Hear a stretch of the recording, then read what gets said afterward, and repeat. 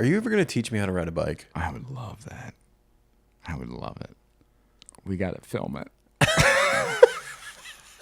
What are the chances at the end of it I know how to ride a bike? Not versus the chances of me beating the shit out of you with the bike. I think 100% what happens, you ride out in the traffic and you don't know how to it. stop. Yeah.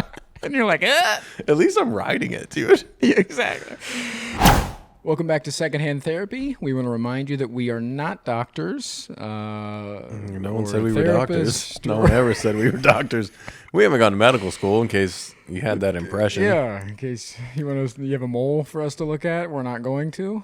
We are just two guys going through it. Please do not take our advice. We are not professionals in any way. Is that good enough for you? That's pretty good. It's pretty good. Also, we have a Patreon that has tons of bonus material on there. You almost said extra episodes again, didn't you? I did almost say extra episodes. There's no extra episodes. There's no extra We go to episodes therapy there. once a week, and then we talk about it once a week. That's right. We would love to give you bonus episodes. We can't do that because we go to therapy once a week. Sorry. But you can have access to episodes a week early. Does that count as a bonus episode? They're getting Shut the fuck up. No. Sometimes you can get 2 episodes in 1 week, though, because it's the next week's thing. He doesn't know how math works. Enjoy the show. Subscribe to the channel. Check out our Patreon. Website, secondhandtherapypod.com. We got some dope merch. Here's the episode now. I'm going to...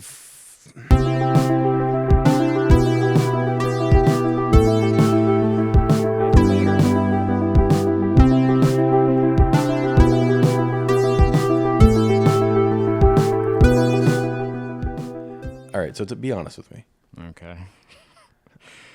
Oh, God. Are we going to talk? I know we talked about it, but like, are we going to leave it in about you and I crying together the other night? I don't know, man. Do you want to? I mean, yeah. Let's. God, let's unpack it. You know. I've been thinking about that a lot. Yeah. Yeah. In what way? In a good way or like? When's the last time you saw me get emotional? Like legitimately, 4 or 5 years ago. Yeah. Like in the peak of grief. Yeah. Yeah. Out by your old pool in Arizona. Yeah. Yeah. Oh man. You want to talk about it, huh? Yeah. You had a. I had a rough therapy this week, man. You were going through it. Yeah, I was going through it. We were supposed to record with a guest on Tuesday, and I had to cancel it. You came home shook, dude. I could not. I was like, yeah, and I tried to power through, and then when it came to us rearranging the studio to set up the furniture for a guest, it was too overwhelming, and I had to pull the plug. Yeah, you shut down. You Yeah. said, I can't do this. And then you just walked out of the room. And I was Yeah. like, oh, okay. What's Yeah. going on? And you were very nice. You were very gentle and understanding, and I really appreciate that. Thanks, man. Yeah, because I really needed that. Yeah. And then we cried together. Now, We did. why were you crying? We talked about it a little bit, but just, I know how much work that you're doing on yourself. Yeah. I know how much you deserve good things, and Thanks, man. to see you, well, maybe I should talk about this later, but what was happening was you were getting triggered by old things coming up in new situations. Yeah. And to see you still being that affected by that, and even though you're in a much better place and a much happier place now, to see those old triggers come through and affect you in that way, man, that just broke my fucking heart. And it was just heartbreaking to see, man. Man, that made you cry, huh? Yeah, I'm almost gonna cry right now talking about it. Seriously. So fucking maybe you should talk for a little bit. Yeah. So yeah. Yeah, so when I got into therapy this week,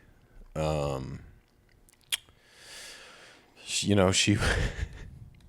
all right, we recapped EMDR, because I did EMDR last week with some body image stuff, and she asked me how the week was. She asked me if I felt tired, last week after therapy, which I did. I was pretty gassed, which was odd. I was like, yeah, I was real tired, but throughout the week, I didn't have any like extra memories pop up.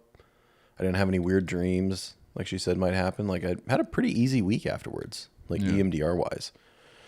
And she goes, okay, so do you want to continue reprocessing those memories and see if we can like finish them up? And I was like, nah, I got something to talk about. There's a new item on the menu. Yeah, I was like, no, we got to put EMDR on pause. I actually got something I need to work through right now. She was like, okay, hit me. And yeah, my last relationship is really rearing its head up in my new relationship. Yeah. And man, it's kind of stuff we've talked about a little bit before, in that it's my nervous system doesn't fucking understand what my brain understands. And you know, these little tiny things that aren't a big deal, and I know they aren't a big deal. Yeah. It feels like it's gonna kill me. And man, and it's one of those things where I just like, it's so overwhelming in the moment.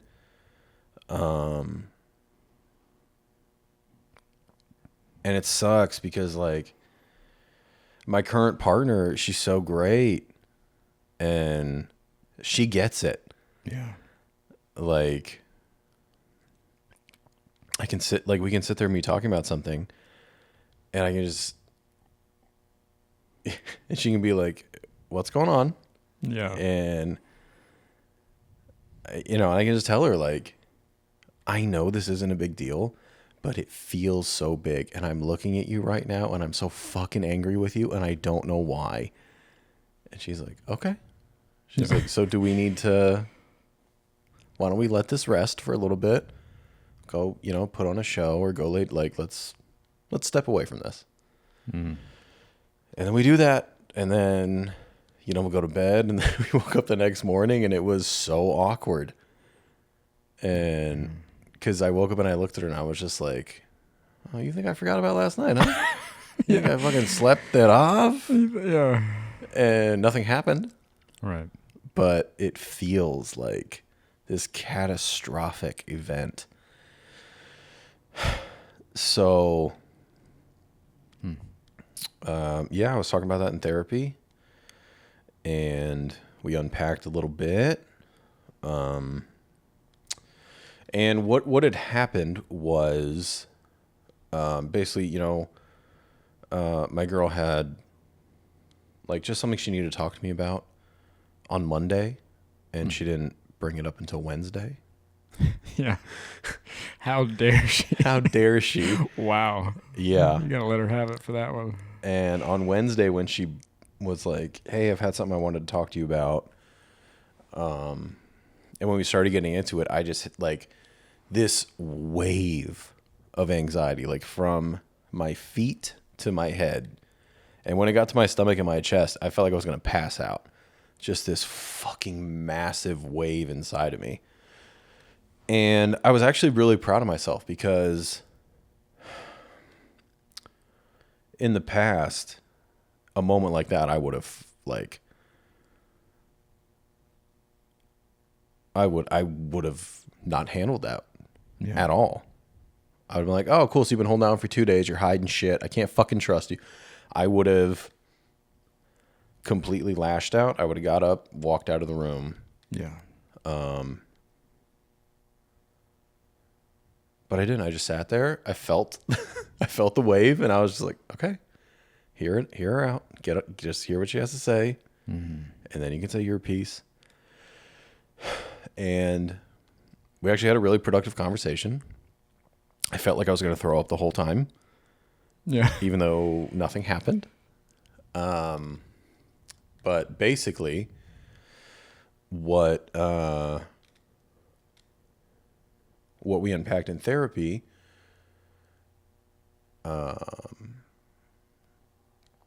she asked me, with regards to a partner, when was the last time I felt a wave like that?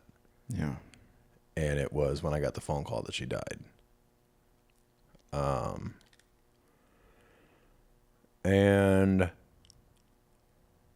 turns out your body doesn't forget about that moment. Yeah. And Yeah.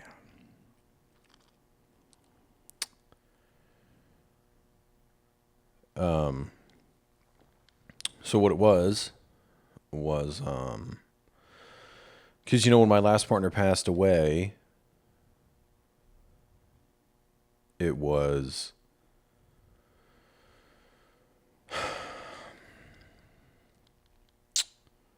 I don't know how much I've shared about this on here. I don't think a whole lot. I was just going to do a little just reminder that you haven't been in a relationship for 5 years, and this is the first one since your partner passed and all that stuff. So if you're new here or whatever, that is the situation. Yeah, my last partner passed away, and then I was single, very intentionally single for 5 years. Mm-hmm. And this is the first relationship that you've yeah. Yeah, so my last partner, when she passed away, so basically, she wasn't answering her phone, and, no one can get a hold of her, and then your brain kind of goes to that worst-case scenario. Mm-hmm. And then I got the phone call that the worst-case scenario had come true, and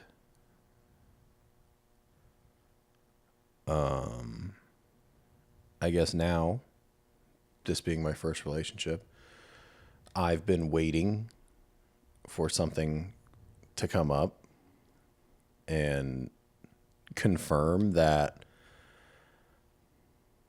I'm going to get hurt again and I shouldn't be doing this. I'm not ready for a relationship. Right. And then this little tiny thing happened where she's like, hey, I've been wanting to talk to you for a couple of days. I wanted to do it in person. I haven't seen you since, perfectly normal behavior. Yeah. But my mind goes, there it is. There's she's been fucking hiding something from you. She's been holding out. Mm-hmm. And it felt like I'm waiting for this worst case scenario. And there it is. And there this fucking wave comes. Yeah. And then I came home and I couldn't record the podcast. And then I sat in my room and then I got emotional. And,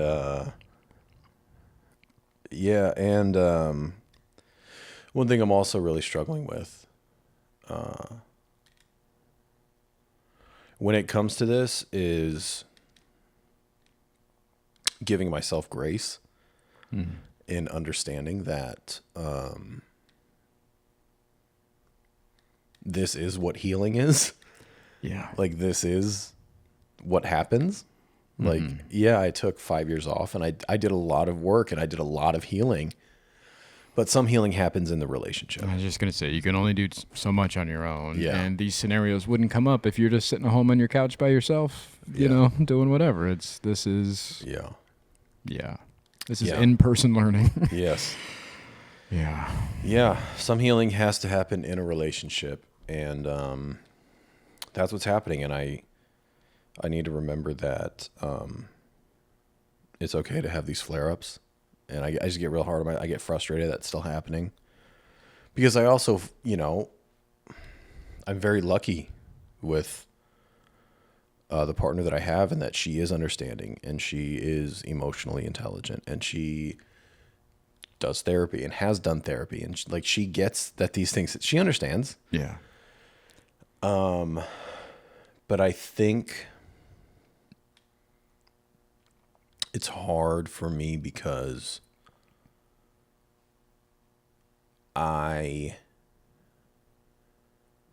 even though she gets it and she doesn't hold it against me, I feel like I'm punishing her for something somebody else did.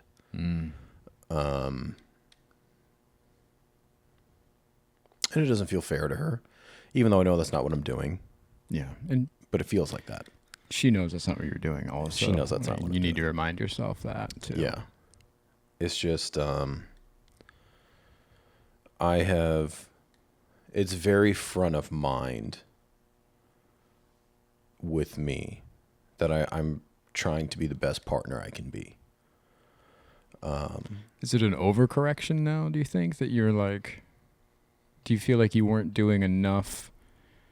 Is there a little bit of guilt mixed in there of like, I could have done more, and now you're overcorrecting to be like, I need to make sure I'm doing everything and more now that, so this won't happen again? No. I think I have in the past 5 years, like I've talked about on here a little bit, I did a lot of reflection on past relationships. Yeah. And things I liked, things I didn't, times I was a good partner, times I wasn't. And that's part of the reason why I was single for so long, is I wanted to understand what I wanted to bring to the table in a relationship and the boundaries I wanted to set of what I didn't want to bring, when I didn't want it to be a codependent thing. Right. Things like that. So, no, I don't feel it's an overcorrection. I think for the first time in my life as a partner, I am prioritizing what I bring to the table in how it serves my partner and also how it serves the relationship. As opposed to in the past, I think I was trying to be a good boyfriend because I wanted my girlfriend to be happy. Where now I understand I can't make another person happy. Right. But I can be a good partner, and I can serve and support my partner in the way she needs to be supported, and I can bring to the table what I need to bring to serve the foundation that we have built for our relationship. And it has nothing to do with, really, for lack of a better term, anybody's feelings. It has to do with what we're building together. Yeah. So the way I'm looking at this relationship is different than I've ever looked at a relationship. The way I'm looking at my partner is different with what I'm trying to bring. And in these moments, I feel like I'm not being a good partner. Yeah. And I forget that this is a different type of relationship. That it's okay for me to lean on her in these moments. And where in the past, kind of like you said, I think in the past it was almost overcorrecting because I hadn't understood my insecurities. I hadn't understood those types of things. So I was trying to be this great boyfriend because I was so scared of losing somebody. Whereas now I'm trying to be a great partner as to maintain the foundation of the relationship. So when these things happen, I can lean on her and I can know that she's not going to go anywhere because I need support right now and vice versa. But that's hard to remember because in those moments, it feels like, I don't know, I'm weak or Well, you had talked about a few episodes ago about that feeling of being too much for somebody to handle, and maybe it feeds into that a little bit. Where if if you're showing this, and you're leaning too much, she's gonna be like, "I can't. What is this guy? Yeah, I got to get the fuck out of here." Yeah, I'm sure. It's very, very valid. Yes, mixed with the feelings that you're having of looking for an excuse to cut and run, baby. So that's a dangerous cocktail you're mixing over there of like, am I too much? And how the fuck do I get out of this? Because I knew it was going to happen. Yeah. Yeah. So I need to give myself more grace to have hard days. And I need to give my partner more credit that she can handle that. Because she's never given me any type of indication that she can't and that she's not willing to. Yeah. And I think those are the things that you should be looking for in instead of looking at like my actions of am I too much to handle or like can I trust this person and I got to get the fuck out of here kind of situation, it's more so like if she's making me feel like I'm too much to handle, right, then that's when I need to think about, yeah, it's time to go. Yeah. Yeah. And she's never done that. No, exactly. Yeah. Exactly. Yeah. Yeah. It'd be great to keep, be able to realize that in those shitty moments. Yeah. Like this is just a great example. But like on my day of therapy on Tuesday this week when I had therapy, because it was a lot about, it was reliving this thing that she and I had the week before. And, she was also out of town last weekend. So yeah, there's some disconnect. Yeah. I hadn't like, we had this thing where I felt all these big feelings and then we had I think like a phone call or two and it was all text in between and I hadn't seen her and, yeah. And so Tuesday I had that rough therapy day and I was just, all I wanted was to see her and just like reconnect. Yeah. Just like sometimes you just need to like hold your girl and kiss your girl and just reconnect. And I really needed that on Tuesday night and I didn't tell her. Because again, I felt needy or like I was too much so I didn't. And then Wednesday came around and as you noticed, I was still in a bit of a funk. Yeah.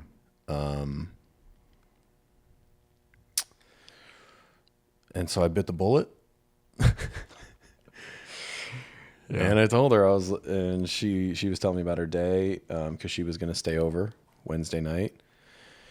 But we had your birthday dinner. We did. And she had work Thursday morning. So essentially it was going to be, we were going to go to your dinner and then basically go to bed. Yeah. So I told her, she was telling me about her day. She had to work. She's like, I have a workout at 5 and then I'm going to shower. I'll be at your house. We'll go to dinner, blah, blah, blah. And I asked her, I was like, hey, how important is this workout? I was Right. like, can you skip this workout? Because I kind of need, to reconnect. Like I'm struggling. I need to see you. And I know we're going to go to dinner, but I was like, dinner and sleeping next to you, I need more than that. Yeah. And she was honest with me. She's like, for me, I need a workout today. She's like, I haven't worked out in a couple of days. She's like, I need it because I'm stressed, but I'm done with work at 2 today. I'll come to your house. We'll get a couple hours together. We'll reconnect. I'll go work out and then I'll come back. So that was great. And that's a great partner. And that is compromise in a relationship that doesn't affect either one of your boundaries. And we both got our needs met. Yep. I got some time before dinner. We got a couple hours to reconnect. She got to go to her workout and on the stress, and we went to dinner. And buddy. Oh, you were completely different. Oh, dude. Once she left, when she came over in the afternoon and that time in between when she left for her workout, like you were a different person. It was exactly what I needed. Yeah. Exactly what I needed. And it's just great, dude. The fact, like, and to be honest, when she said, I really need a workout, I was gutted. Yeah. Because I thought she was like, no. I thought what it felt like, I said, here are my needs. And she said, no. Yeah. But the fact that we worked out a way for us both to get our needs met, never experienced anything like that. And it was incredible. And it felt really good. And last night was such a great night. Yesterday was a great day. Does this make you feel a little bit easier about asking and speaking up for what you need in the future? Or are you still kind of feeling like, well, I don't know if I should ask again? No, it helped. Yeah. Yeah. I kind of am trying to take a new perspective with things like this. When I do something that feels really big or feels harder that I don't want to do, I kind of look at it as I'm proving to my future self that it's doable. So in the future, when it happens, I can look back and be like, nah, dude, it's kind of like working out. Yeah. You go to the gym, you do, like you're starting out, you do 10 minutes cardio. Tomorrow you can be like, I just did 10 minutes. Like it might feel impossible. You're like, no, you can do it. Yeah. So I kind of try to take that perspective with things now that I'm proving to my future self that I can do it. That's so hard with my ADHD. Oh, yeah. I try that all the time. Like you and I had a similar thing with, I had to order some vitamins or whatever, and I've been putting it off for days. And we were at a supermarket, and you were like... We were at Costco. We were at Costco. We keep it classy. The super of markets. Yes, the superest market. And you had we were, looking for some items or whatever, and you had said, hey, stop right now, get on your phone, and order your vitamins right now, and just get it done. It'll take 2 minutes. And I was like, and you're like, just do it. And you pulled over the cart, and I sat there, and it took me literally a minute and a half to fucking pull up my phone, get the vitamins, reorder, and that was it. But that was a task for me with my ADHD that was so overwhelming that I was like, it's been on my to-do list for 3 fucking days. Yeah. I'll get to it. And then afterwards you were like, see, now does that help in the future when you look at that task? And I want to say yes. Yeah. I want to say, yeah, it seemed so simple. And it did in those moments, but I can't guarantee that my ADHD will not fucking ruin that in the future for me. But do you remind yourself like, oh, I can just stop what I'm doing, put it to the side for 2 seconds and get it done? Yes. And it's okay. And the whole day doesn't go off the rails. Yes. Yes. It was helpful. Well, I'm out here to serve. Yeah. Like I said, I'm just hoping that when those little tasks like that come up again, I can remember those. It's hard. Yeah. Change is hard to make, man. Yeah. Change is so fucking hard to make. So in these moments that you're feeling these waves of anxiety happen now versus before, are you just more conscious of it now, or do you have methods of treatment now that you have been in therapy for so long and spent time kind of understanding yourself and your body more? Like, what is the difference in these anxiety waves now that you're able to stay calm and not snap and lose your shit like you were before and ruin things? Longest anyone's ever asked me a question. My God, how many questions was that? One big one. My God. It was the superest of questions. Yeah, I was like, this is the longest fucking question. Sorry. It came with 3 possible answers. Or is it like, hey man, just ask the question, I'll pick the answer. Yeah. I'm just fucking with you. Yeah, I think it is understanding what it is now. Because when you have those waves and you don't understand that you have anxiety, it feels like, what the fuck is going on? And it feels like they did that to you.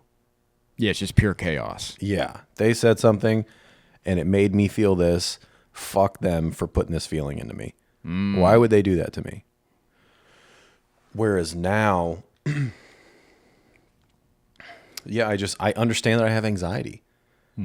And I understand that wave, it's okay to sit in it. And it's okay to not immediately react. And it's okay, instead of reacting, to take a moment and actually respond instead of reacting. How hard is that? It was near impossible for a long time. Yeah. But it also depends who you're sitting across from. Because you and I struggle with that. Well, you struggle more than I do. Yeah. I think you're much more reactive. I'm able to kind of sit and let you do your thing before I respond. Yeah. But you're just figuring out your anxiety. I don't have anxiety. I'm a super chill, laid back dude. Eat my whole fucking dick. You keep bringing this. I don't have that. Yeah. But yeah, it's hard, dude. It's hard to sit in your feelings. Yeah. When you're aware of your feelings. But I'm a very emotional person as well. I feel, yeah. Going back to episode 1, I feel everything. But you also push it down immediately as soon as you feel it. So now that you're learning to sit in those and figure out what you're feeling, you're going to eventually get to the point of not immediately reacting from your feelings. You're going to sit in them, understand what you're feeling, take a second, and then respond. It's so hard. Yeah, it's very, very hard. No one's ever perfect at it. Yeah. a lot goes into it, man. What your day looks like, who you're sitting across from, what it is, like so much. Yeah. It's like we've talked about, like there's no fix, man. This is a lifelong maintenance. So when this anxiety pops up and you're able to identify these, like, I'm not mad at her. This is a situation from before. Are you able to recognize that and be like, no, I'm just triggered right now? Or does it still feel the same way of being like, she made me upset. This is about her. It feels that way. It feels like she did it. Yeah. But if you sit and you listen to what she's saying, yeah, and you gain the context, you go, this isn't the same. I picture it happening like The Matrix, where you're just like, everything just slows down and you're watching everything. We're like, okay, this isn't about her. This isn't about the situation. It kind of does. It kind of feels like that. This is rooted in this. Yeah. Literally, that wave hit me, and I took and in my head, I was like, keep listening. Just listen.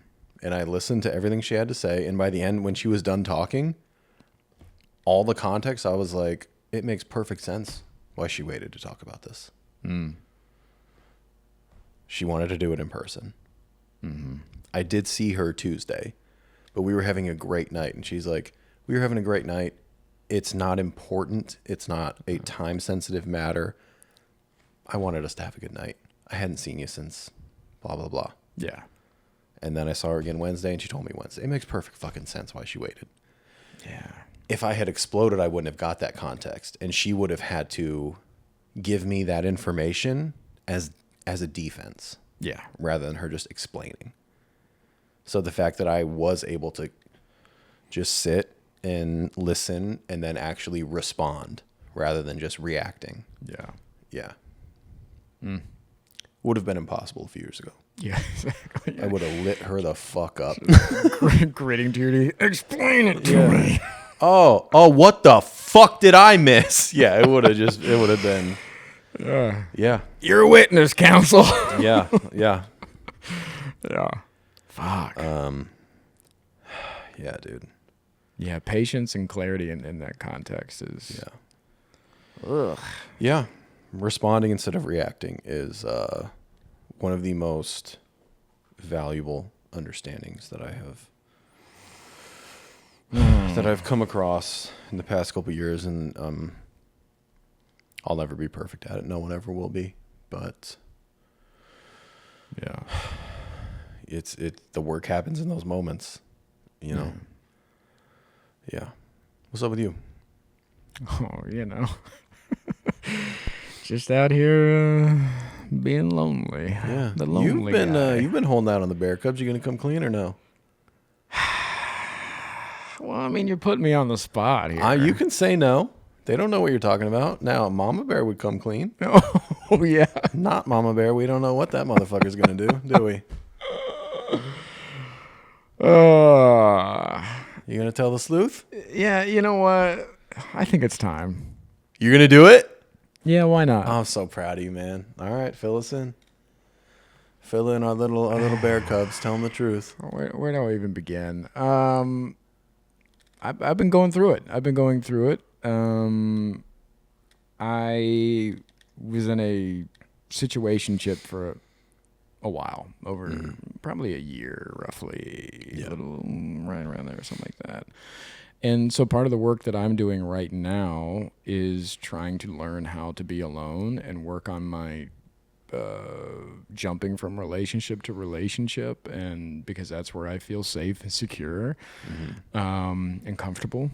And in this situationship, it was the same thing. This is actually the second time around for us. Season 2, Season as 2, we refer as to we it. were calling it. But I was in a little over 8-year relationship, engaged, all that stuff. Got out of that. Escaped. You phrased it. It's so funny.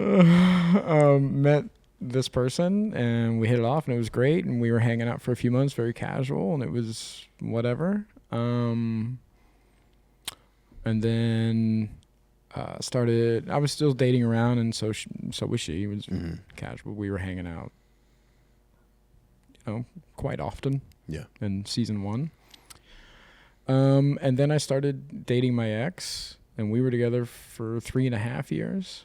And towards the end of that relationship, we had actually opened things up.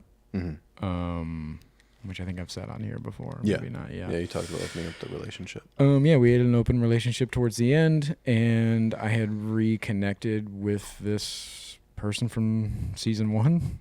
And Unintentionally. Just cross paths on the apps. Yeah. Yeah. Yeah. We initially met on Tinder the first time, met on Tinder the second time. I was like, what are you doing here? Yeah. And totally new swipes too. It wasn't Yeah. like it was in my old inbox or like I had an account still. It was fresh account, fresh swipes. What are you doing here? Yeah. And again, started to casually see each other, and then that turned into not so casual, and it was still, a situationship. We were both kind of fighting it, It was a relationship with no title. Yeah. Yeah. She was working on a lot of things to do with relationships as well. So was I. So we were both coming into it being like, I don't want to be in a relationship. And she's like, neither do I. But we were just hanging out all the time and talking on the phone every day. Yeah. Taking little weekend trips here and there and things like that. And that's your girlfriend. It was great. It was great. Yeah. She's great. She's great. She's incredible.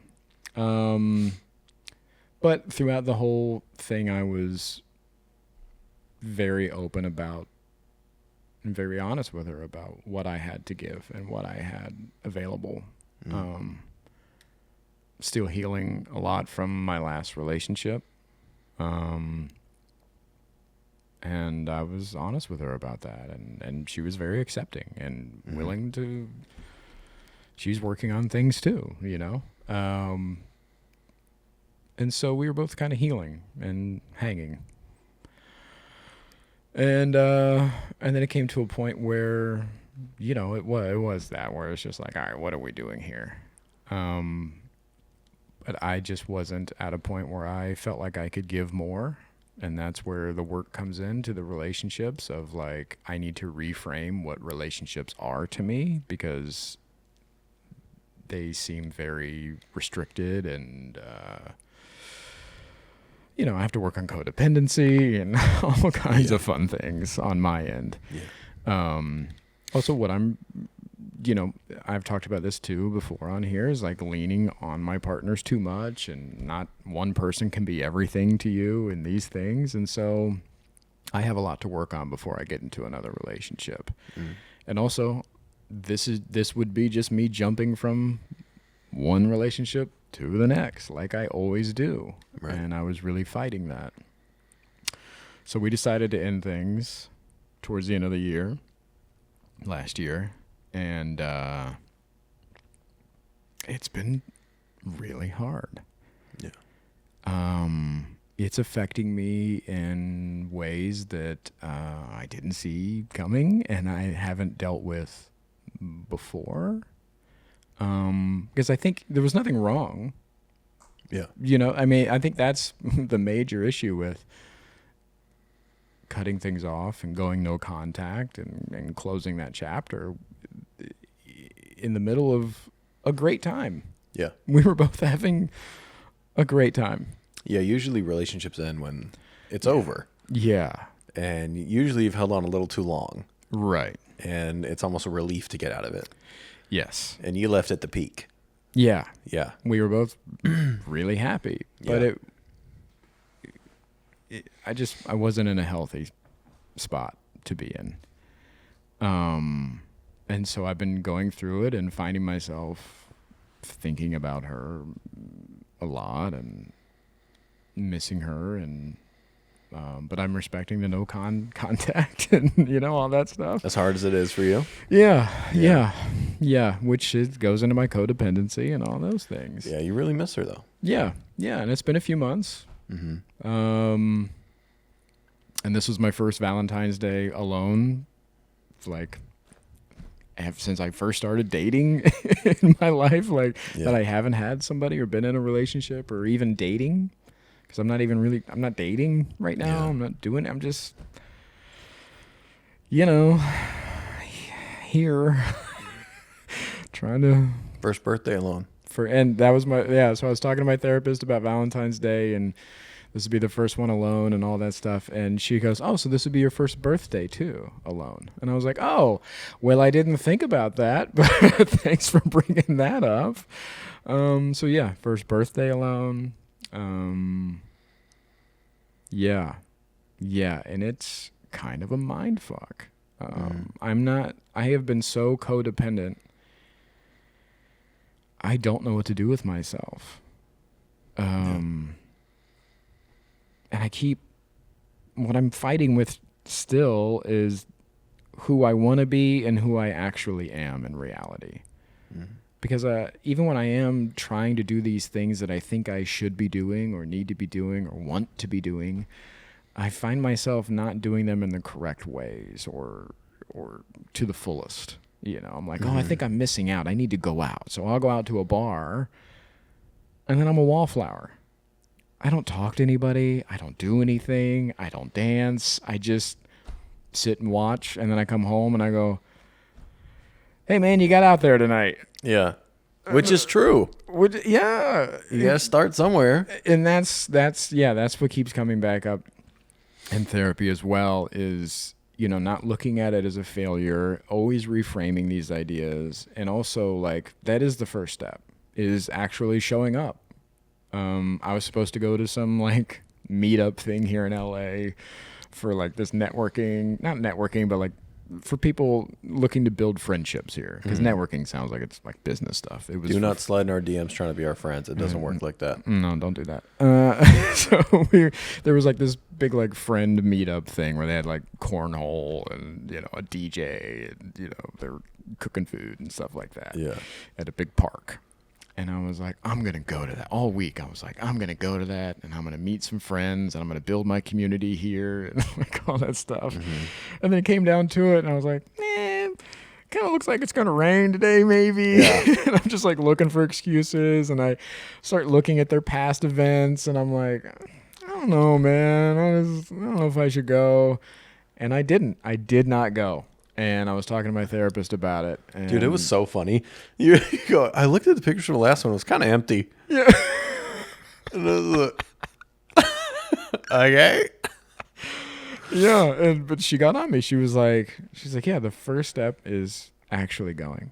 Yeah. You don't have to talk to anybody when you're there. You can be a wallflower. You can do whatever. But like, just go. Yeah. And so I was kind of kicking myself about not doing that. And, yeah, so I keep fighting about like this idea of who I want to be and who I actually am, because what I'm trying to figure out is like, well, do I actually really want to do these things? Yeah. Like it's like, oh, I should go out tonight. Why?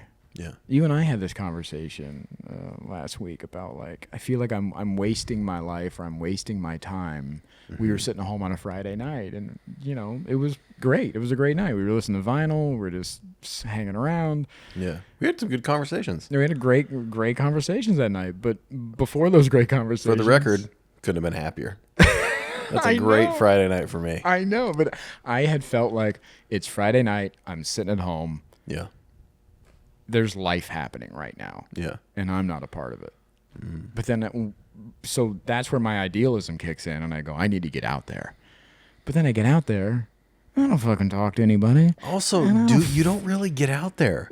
No, and and I don't really get out there. Because we were talking the other night, and you go, yeah, I was looking around online. I couldn't find anything to do. Oh, just go somewhere. Yeah. You're doing it. Yeah. Yeah. Yeah. So it's like, do I even want to be out there doing it? Do you? I don't know, man. Yeah. I really don't. Again, I keep pushing to be this person that I don't know if I'm even capable of being. Okay, so capability aside, Yeah. are you sure this is who you want to be?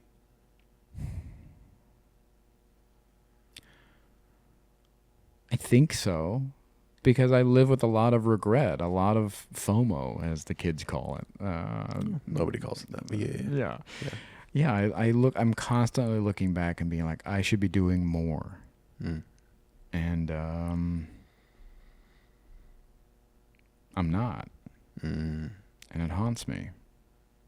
And that bleeds into relationships as well. One of the reasons I do feel restricted in relationships, and we've been talking about this too, is like sometimes you do meet somebody special out in the world and you really connect with them and you go, well, can't do anything about that. Yeah. And that's a little bit of regret for me when I am in monogamous relationships. So why don't you just seek out non-monogamous relationships? I would love that. But Well, I'm not seeking out any relationships correct. right now. Yeah, I understand that. But yeah, moving forward, that is something that I'm interested in. But I'm also brand new at that.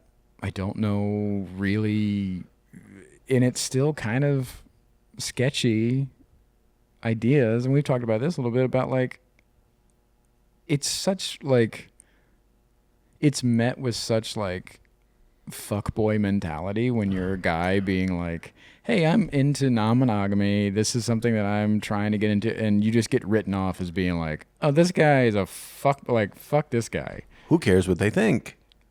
It's not for them. It's for you. It is for them because they are dating you or not dating you. They are making the decision to date you or not when date you. When you are in a non-monogamous situation, your pool of options is smaller. Yes. That's reality. That's life. Yeah. Uh-huh. Yeah. Okay. No, what I'm saying, but that does matter. Why? If that's the life you want, that's part of it. It's like when you decided to be a comedian. Yeah, you don't get a base salary. No. What I'm saying is I realize that's part of it. Yeah. But what I'm saying, I didn't think that you realized that was part of it. Like, you're saying that, like, that doesn't matter at all. And I'm saying, like, if you live in a town full of vegans and you're looking for a burger place, I'm like, hey, it's hard to get a burger around here. And you'd be like, yeah, that's what you get for living here. Yeah. Yes, I understand that. But what I'm saying is it's hard to find a good burger here. That's what I'm saying. It's harder.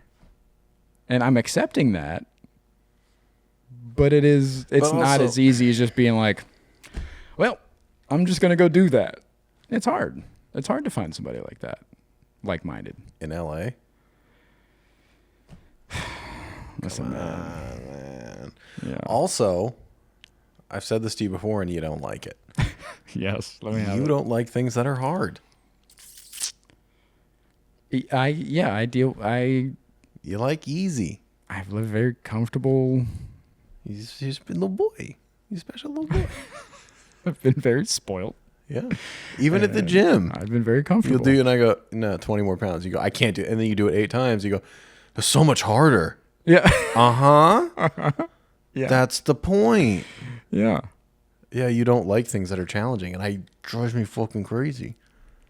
I like challenging things. Uh-huh. When you can do them easily, yeah. I think you like to say things are challenging when they're not, because you like to feel challenged. I think it's when I'm interested is when I like to be challenged on it. I'm not interested in the gym. I would like to be. Interesting. I'm just not. And so when you're trying to get me excited about 20 more pounds or whatever. I'm not trying to get you excited. I'm just do it because you can. Yeah. But for me, I'm like, that doesn't do anything for me. It's progress, but yeah. It's you get literally getting stronger, but yeah. Go ahead. It doesn't do anything. Yeah. Go ahead. Mentally for me. Okay. You always talk about how you want to feel stronger and more capable. Yes. But yes. So like knowing that you're stronger than you thought doesn't do anything mentally when you want to feel stronger? Sure, but what I'm saying is my interest is not like going to the gym. I don't enjoy the gym. Okay, so let me ask you this. You like hiking? Yes. Why don't you put on a weighted vest or take a more difficult... Because even you do the same hike, and it's always, I climbed the side of a fucking mountain today. Mm-hmm. You did the same hike you did. You can do that hike pretty easily. I can do that hike, yeah. Make it harder. Why don't you? Sometimes I go up a different path that is a harder path. Yeah. I do. I believe you. I did last time. Uh-huh. I was there. I was just there. But you've done it before? Yes, but I don't do it often because it is fucking hard. So why don't you do that one more? Sometimes it's fucking hot. That's hard. There it is. Yeah. Got it. Yeah. Okay. Fair enough. But then if I did it all the time, then you would roast me about it being like, that's the one you always do. And then you go to something harder, put on a weighted vest, or like, make progress. Yeah. Progress. It's literally what therapy is about, is making progress. Yeah. This is what I tell you. You want to start at the finish line. Yeah, I struggle with that. Yeah, you want the instant. Yeah. It is a process. Yeah. And I think that has to do with a little bit of my ADHD. It's like I get excited and I want it now, and I'm a, that's part of ADHD or idealism. ADHD, because that's how I feel about projects. Like you and I talk about this all the time. When something comes up, like you can't mention it because I'm ready right now. Let's do it right now, and I'm excited about it and I'm into it. But if the moment passes, good luck getting me on board. I'm like, I thought we were doing that. We're not doing that right now. Super fun to have a podcast with if you guys are curious about that. Yeah, exactly. But yeah, my ex would joke about that with people all the time. It wasn't a joke, but yeah. She had mentioned like painting a wall one time in the kitchen, and by the time we'd just like casually talked about it, and she went to work the next morning, and I went to Lowe's and I bought the paint, and I chalkboard wall. I painted the whole wall, everything like that. When she got home, I was like, eh? And she's like, what? And I was like, yeah, you said you were going to do this, so I did it. Yeah. ADHD, baby. Oh, my God. Coming in hot. Yeah. So, yeah. Progress is a weird concept for me because I'm like, let's just do it and get it done. So just go out and talk to people. It's that easy, right? I know. It's scary. Oh. Yeah. Yeah. Yeah, because then, anxiety kicks in. Oh, okay. Yeah, That's it the does. motherfucker. Anxiety does kick in. Yeah. I was on a bike ride the other day and coming down a hill. Are you ever going to teach me how to ride a bike? I would love that. I would love it. We got to film it. What are the chances at the end of it I know how to ride a bike? Not versus the chances of me beating the shit out of you with the bike. I think 100% what happens, you ride out in the traffic and you don't know how to stop. And you're like, At least I'm riding it, dude. Yeah, exactly. So I'm riding my bike down this hill, and it's a pretty busy little street. So I decide, there's nobody ever on the sidewalk because it goes underneath an overpass.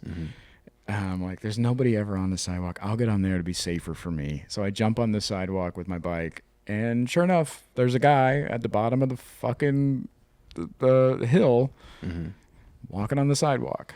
So my anxiety kicks in about being like, well, we got to tell this guy to move. We got to tell this guy we're coming, or we're going to hit this guy, whatever. Yeah. So that's just like running through my head. I'm slowing down, and I'm coming up on him, and my anxiety kicked in so much, I didn't even know, even though I know it was the right thing to do and the acceptable thing to do was to like let this guy know that I was coming up on his left, it still felt like wrong or bad or mean. And I was like, hey, I'm coming up on your left. And he had no response. He didn't have headphones in. He did nothing. He could clearly hear me. And there was no movement. And I'm like, hey, I'm coming up on your left. I shouted this 6 times. Louder every time. Yeah. No reaction until I almost fell off my bike because I slowed down so much to try to get around him. Yeah. Why don't you just go back out in the street? Because there's cars whipping by. It's a busy street. Yeah. So I can't.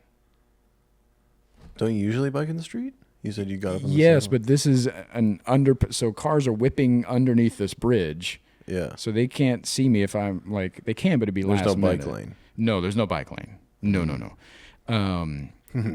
So it's either like I almost like fell off my bike into traffic to avoid making this man the stranger uncomfortable or move out of the way or just to do the right thing. Yeah. My anxiety was like through the fucking roof with this moment. Because what were you afraid was going to happen? He's going to turn around and be like, fuck you, or like, get the fuck, or like be mad at me or mean to me, even though I'm doing the right thing. And so he's in the way. The worst case scenario is that he gets mad at you in the anxiety mind. Yeah. Yeah. Yeah. He'll be mad at me. He'll be mad at me. And you know what? It goes on my permanent record. And for the rest of his life, he goes, I was walking under this underpass and this fucking dickhead started yelling at me and he almost hit me on his bike. Buddy. And then forever I live in his mind as the guy who almost hit him. Who gives a fuck what that guy thinks about anything? Me. Why? I don't know. I wish I didn't. I really wish I didn't. You wouldn't feel... No. Really? You'd feel nothing? I would have said coming up on your left twice, and then I would have said, fucking move! And that would have been it. Yeah. What am I supposed to do? Oh, buddy. I don't know. We're sharing the sidewalk now, my guy. Oh, God. I wish I could do that. You can. I think it's because I've had bad experiences before where I have spoken up or I have been mean or I've been like, you know what? Fuck this. I'm going to say something. Yeah. And then I turn around and it's just like a miscommunication and I look like the asshole. And I'm like, uh-oh. Womp womp. Interesting. So now, it scares me into speaking up even when I'm right. What if instead of reacting, mm-hmm. you just took a minute and responded? How am I supposed to do that on a bike, on an underpass? That's the point. This is not that situation. Yeah. Oh, thanks for the help. Yeah, you're welcome. Oh, that? Yeah. Oh, we solved it, everybody. Oh, that you ride around him. We did it. And then he goes, oh, shit, that guy almost hit me. And then he goes on with his day. Yeah. And that's it. Oh, man. Yeah, I struggle with it. The struggle is real with that. That's crazy to me, dude. Yeah, so ADHD and anxiety are just beating the shit out of me when it comes to progress. Yeah. Yeah. But that's... What else is there besides the progress? I mean, yeah, that's it. Yeah. I think that's why I've lived most of my life being comfortable and not trying to... I'm just trying not to be in anybody's way. You know what I mean? I'm just trying to like... Accept your own. Yeah.